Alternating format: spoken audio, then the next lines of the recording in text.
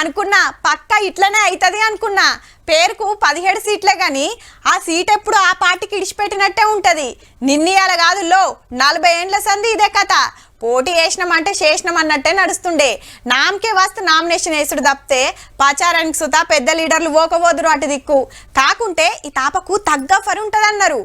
అవును, ఇంతకు ఏ నియోజకవర్గం గురించి చెప్తున్నానో అర్థమైందా? పాత బస్తీ అంటే పతంగి, పతంగి అంటే పాత బస్తీ. 5వ పరిస్థితి అల్కగా అసద్ బాయే గెలిచిండు మళ్ళా.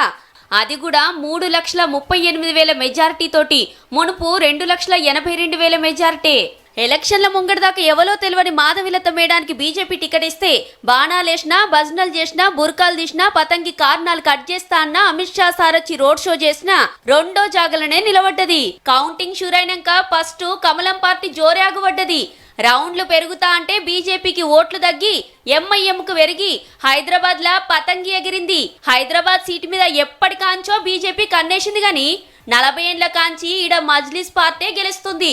అప్పట్లా సలావుద్దీన్ ఓవైసీ గారు 6 మాటలు గెలిచి పార్లమెంటుకు పోతే అటెన్కాయన కొడుకు అసదుద్దీన్ సారు మునం పెట్టి గెలుస్తున్నాడు. అసెంబ్లీ ఎలక్షన్లో కూడా ఇంతే. తెలంగాణ రాకమునుపు వచ్చినాక సుతా ఓల్డ్ సిటీల పతంగి పార్టీల పతారా నడుస్తాంది. మొన్న 7 ఎమ్మెల్యేలు ఎప్పటి లెక్కనే గెలిస్తే ఇప్పుడు ఎంపీ సీటు.